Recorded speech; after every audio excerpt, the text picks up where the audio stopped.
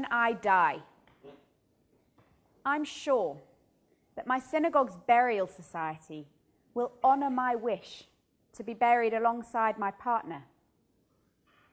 If I bring my partner to family occasions, nobody pretends that my partner is just my friend.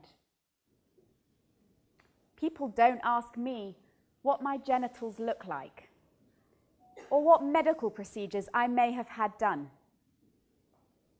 My gender and my family structure are both listed as standard options on my synagogue's membership forms.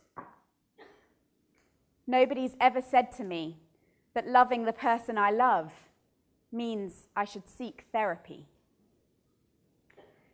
We're put into many categories: gender, race, religion, sexual orientation, ability, class, and more. We all are advantaged by some of those categories and disadvantaged by others. For example, as a white person, I am 7 times less likely to be stopped by police. As a woman, my risk of sexual assault is 10 times higher than for men. An anti-racism activist that I really admire was one of the first people to use the word privilege to define these hidden advantages. Peggy McIntosh defines privilege as an invisible, weightless backpack. And that backpack is filled with special provisions. Things like maps, passports, code books to decipher the world, tools, and blank checks, which we can count on cashing in each day, but about which we're meant to remain oblivious. And it's that last part that I think is the hardest to get our heads around. And yet, it is hard to keep hold of the privileges we have, that awareness, even once we've become aware. McIntosh wrote that until she physically wrote down the list of privileges she as a white academic had, she kept forgetting them. And that's how it works. That's how, without meaning to, we sustain systems of privilege. Because in areas where we have privilege, it can be really hard to realize and notice and remember that others don't. They're the things we take for granted. Like the fact that nobody has ever told me to stop holding my partner's hand because there are children around. I've never been told that my sexuality makes me confused, that I should just choose men or women. I'm confident that when I get older, if I want to go into a residential home for the elderly, I'll be able to share a room with my partner.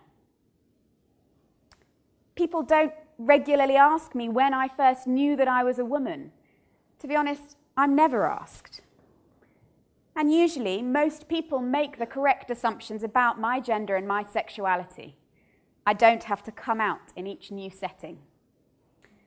Except that when I'm volunteering for Keshet UK, the charity promoting the full inclusion of LGBT plus Jews in all aspects of Jewish life, people are often surprised that I'm not lesbian, gay, bisexual, or transgender. When I volunteered for a charity fighting slavery, no one once presumed that I used to be a slave. But at the moment, there's a misconception that standing up for the rights and inclusion of LGBT people should be left entirely to LGBT people. And we kid ourselves that when the kids at Cheder say, "Oh, her shoes are so gay," they don't mean it like that. Or we forget that all of the LGBT members of our community stopped coming because they didn't feel safe around us. Or we use the one transgender member of our community as the example of our inclusivity, not thinking we might be outing them. Or we think we should do something about this, just not yet, because it isn't the right time. But people are hurting now. And this isn't just about a few individuals. This is about making communities that are safe for everyone. Because the boy who likes drama and gets called names knows that homophobia hurts. and the parent whose child has come out and doesn't know who they can turn to, and the child with two mums who keeps getting inappropriately asked which one's the real mum, knows that homophobia, transphobia, and gender bullying hurt. And we can do something, because this is our community. As an ally, there are things I can't do. I can't speak here from my own experiences of being an LGBT Jew. I don't have those experiences. I can't give a Jewish It Gets Better talk. The It Gets Better project aims to prevent suicide among young people by having LGBT adults share their stories online of how life gets better, can get great after the teenage years, which can be particularly hard. And it can be so powerful for a young person who is struggling to live their life openly to hear someone say, "I've been where you are. It will get better." To have that role model. I can't be that role model. But that doesn't let me off the hook from creating communities where everyone is safe. If there's someone listening, and I imagine that there is, thinking, "You just described me. I'm finding life so hard right now, and I don't think anyone will accept me," I will say, please, stay with us. Your life is so important to me and to this community, which is only as beautiful as it can be, with full diversity, represented at every level.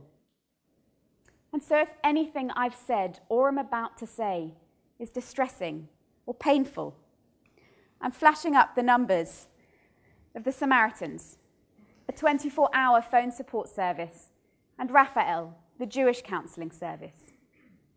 Please do what you need and contact one of these organisations for support. When I was at university, I made two friends who I think of often when I'm volunteering for Keshet UK. I think of their brilliance. I think of the tea I drank with one of them, her offer to teach me to play squash, something I still have to learn. I think of the lunch I ate with the other the last time I saw him, our discussions about his plans for the future, his pleasure when he was able to legally change his name to the only one I'd ever known him by. I also think of the stories they told me of pain, of rejection, of homophobia, transphobia, and the distress that it caused. Both of these friends eventually died by suicide, and the world's been deprived of two phenomenal individuals with so much to contribute. Nearly a quarter of LGBT young people have already attempted to take their own life. The rate is twice as high for trans young people.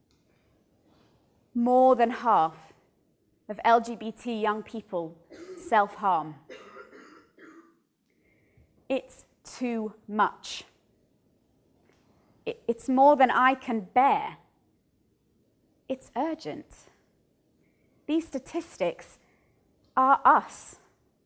They're our families. They're our rabbis, our youth leaders, our children, our nieces, our nephews, our friends, our students, and ourselves.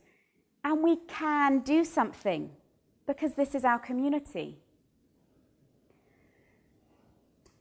Going to the youth leaders in your synagogue or the governors of a local Jewish school or your rabbi and starting a conversation about how children are being taught about gender and relationships saves lives.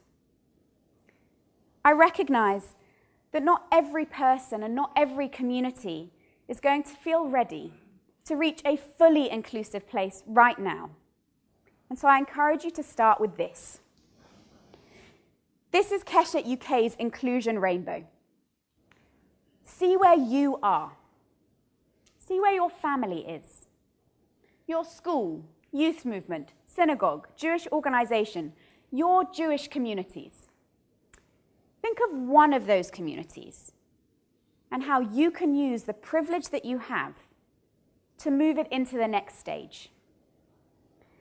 Intolerance can be characterized by explicit discrimination, hurtful remarks, often said from a position of authority, but also at Shabbat lunch and in the playground. Moving to tolerance, there we find silence. The discrimination is less explicit, but it also isn't challenged. And that silence can be internalized as prejudice and rejection and do a lot of harm. Accepting organizations and communities are troubled by the fact that so many of their LGBT members feel unwelcome. They want everyone to stay and join in with activities. They offer emotional support to individuals and families, and they state publicly and regularly that homophobic and transphobic bullying are unacceptable and against Jewish tradition.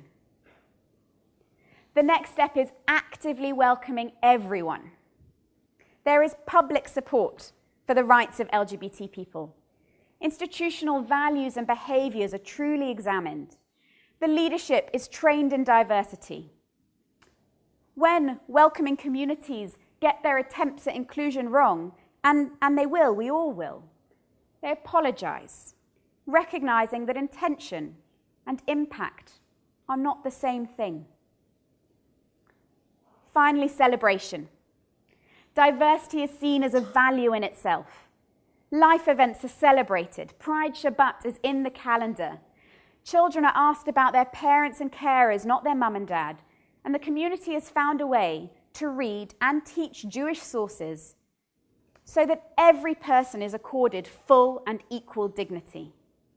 And again, when mistakes are made, these are acknowledged and seen as opportunities for learning.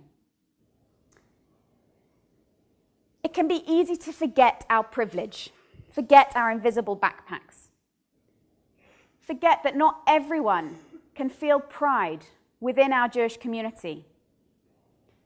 But at the moment, too many people feel unable to be part of the Jewish people at all, and too many are unsafe. So for the sake of every Jewish person, let's start by recognizing some of the privileges we have. And let's do something positive with that recognition. Let's commit to working together to move each part of our community one step further on this rainbow. Thank you.